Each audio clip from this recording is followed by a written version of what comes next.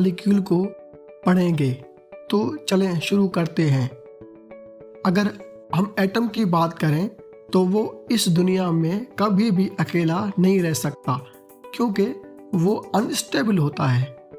Atom को stable रहने के लिए दूसरे एटम के साथ केमिकल बॉन्ड के ज़रिए जुड़ना होगा।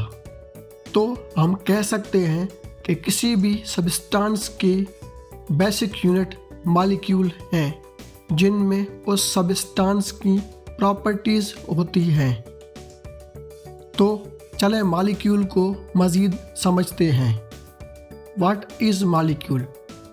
Two or more atoms connected together by chemical bonds. दो या दो से ज़्यादा एटम्स जब एक दूसरे से केमिकल बॉन्ड के ज़रिए जुड़ जाएं तो उसे हम मॉलिक्यूल कहते हैं। जुड़े हुए एटमों की तादाद मुख्तलिफ हो सकती है।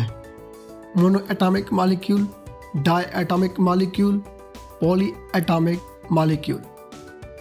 मोनोएटॉमिक मॉलिक्यूल उस मॉलिक्यूल को कहेंगे जो एक ही एटम पर मुश्तमिल हो। मिसाल के तौर पर हीलियम, आर्गन, क्रिप्टॉन वगैरह। डायएटॉमिक मॉलिक्यूल उस मॉलिक्यूल को कहेंगे जो दो एटम्स पर मुश्तमिल हो। मिसाल के तौर पर hydrogen molecule, oxygen molecule, carbon molecule वगैरह। पॉलीएटॉमिक मॉलिक्यूल उस मॉलिक्यूल को कहेंगे जो तीन या तीन से ज़्यादा एटम्स पर मुश्तमिल हो। मिसाल के तौर पर water molecule, carbon dioxide molecule वगैरह।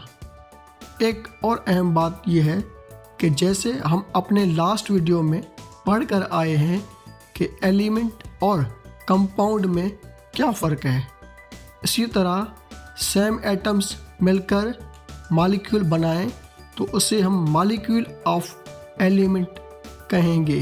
मिसाल के तौर पर oxygen molecule, hydrogen molecule, helium molecule वगैरह। और अगर मुख्तलिफ एटम्स मिलकर मॉलिक्यूल बनाएं तो वो मॉलिक्यूल ऑफ कंपाउंड कहलाएगी।